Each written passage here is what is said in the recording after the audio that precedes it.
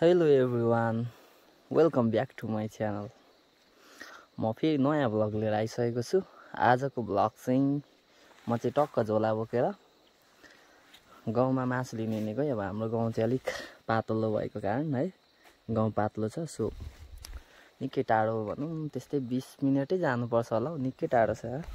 ल म चाहिँ अब देखाउँदै के कति बाटो रहेछ सब देखाउँदै जान्छु है त।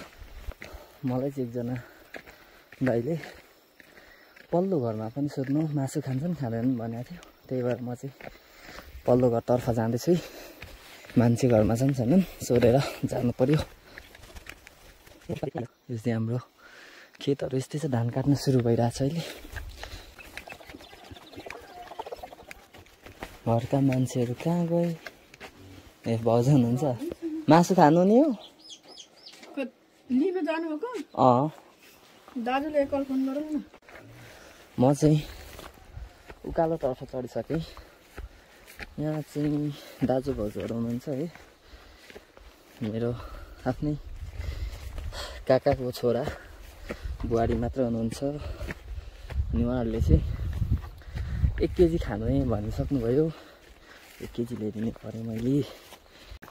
यो देखिएको चाहिँ हाम्रो घरदेखि खल्सा तरेर आएपछि त डाँडापट्टिको बेसी भनौँ या खेत है। यहाँ चाहिँ पुरा योचोटिको धान चाहिँ हाम्रो यस्तै छ है, राम्रो छैन धान, ढिलो रोपेर होला होइन। अनि यस्तै छ, गाउँठाउँ एकदम पातलो छ गाइज, के गर्नु। हाम्रो पुछार गाउँ पर्छ, सो अलिक गाउँ पनि पातलो छ है। त्यस्तै नयाँ मान्छेले त हाम्रो गाउँ छ पनि भन्दैन होला सायद यहाँ तल। किनभने हाम्रो गाउँ नै धेरै पुछार पर्छ क्या। अब यहाँदेखि तल खोला पर्छ एकैचोटि, यहाँ तल त खोला पर्छ। अनि त्यही भएर चाहिँ हाम्रोमा चाहिँ यहाँ तल पुछार पर्छ अनि गाउँै छैन जस्तो गर्छन् क्या मान्छेहरूले। तर यहाँ तल चाहिँ हाम्रो गाउँ छ, फेरि मान्छेहरू कन्फ्युज हुन्छन्। माथिबाट हेर्दा गाउँ छ जस्तै देखिँदैन क्या। यो घरमा चाहिँ एकजना बाजे मात्रै हुनुहुन्न होला। एकचोटि हेर्छु, एकजना बाजे हुनुहुन्थ्यो। ए हुनुहुन्न रहेछ, कहाँ जानुभएछ? चाबी लगाइराख्नु भएको रहेछ।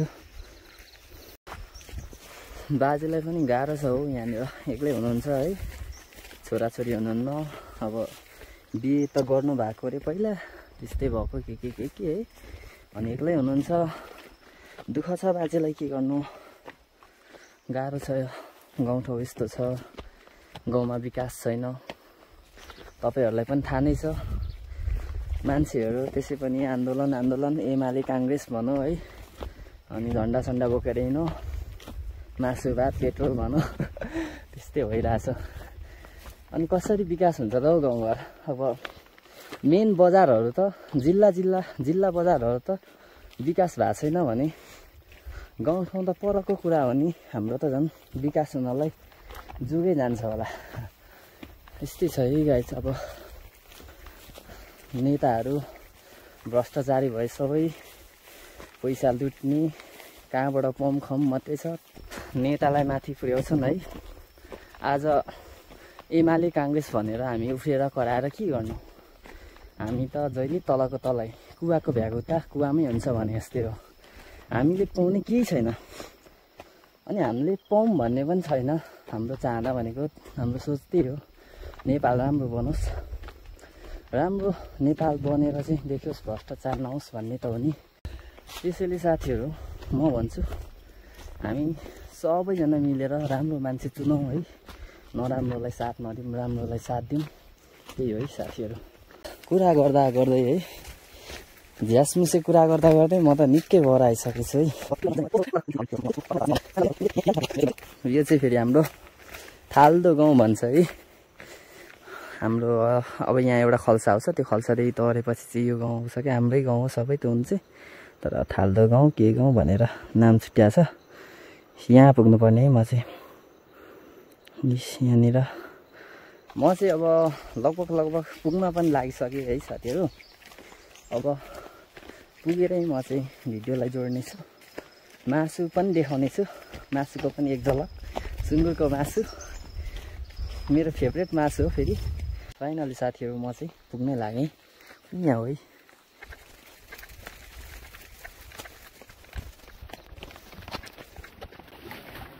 मासु के हुँदैछ त? मासु रेडी भइसक्यो त। रेडी भइसक्यो?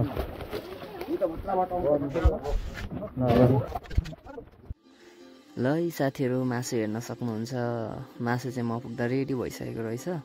अनि मैले चाहिँ यो भोइस कभर नभएर ब्याकग्राउन्ड भोइस हालेको है साथीहरू।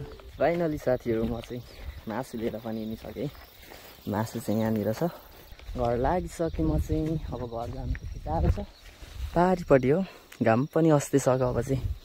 ल साथीहरू, आजको भ्लग के कस्तो लाग्यो लाइक कमेन्ट सेयर अवश्य गर्नु होला र फलो पनि गर्न नबिर्सिनु होला है त। Thank you for watching everyone. Bye by.